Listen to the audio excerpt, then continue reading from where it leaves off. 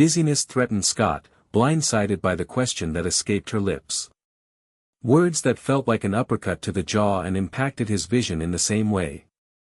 How could she possibly query his devotion? Was it not plainly obvious? Oh my God! You're doing it again! She screeched, "Focus, Scott, please, be here with me. Speak to me.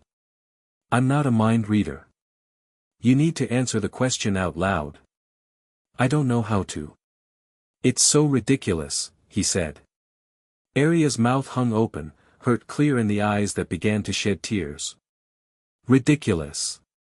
Just tell me whether you actually care about me. Tell me that I mean something to you. I want to hear the words, Scott. I need that comfort from you. Why can't you give it, without me always having to demand it?" "I feel like I do, I feel like I never stop," Scott offered. Hearing the weakness of his own reply, he looked away from her. Aria was the best thing that had ever happened to him. She was far out of his league in both beauty and mind. Her long blonde hair cascaded over a sharp tongue, and he felt supremely lucky to share a life with a woman of such high class. To think that he was losing her, for apparently never making it clear to her that he thought so well of her. He could simply not understand how she had come to such a baffling point. I can't do this anymore if you aren't capable of voicing that I mean something to you. I can't be with a robot on autopilot. I can't be glorified roommates."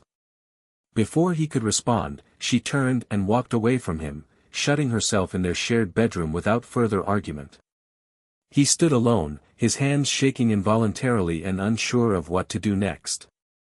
He lowered himself on weakening legs to sit at one of the dining room chairs. Put his head in hands and sighed, bewildered at how things had gone so wrong. He knew he wasn't a talker, but he just could not understand how Aria wasn't aware of his true feelings. When they had first met, their connection was immediate. He had felt safe enough to open up and tell her things he would never dare say to anyone else. He had told her of his fears and his dreams, his plans and his struggles. One of the first things he had explained was his anxiety around speaking his mind, and how unusual it was that he felt able to do so with her at all, no matter how infrequently. She had accepted it then, whilst she had opened up about her own inner world. It had been the bedrock of their years together, that shared vulnerability and knowledge that they both met hardships in different aspects of life. Now, so long after those first talks, she was telling him she wanted something more from him. He rubbed his eyes and leaned back in his chair, unable to move from the spot until he had figured out just what had changed. Scott agonized over how he could explain himself.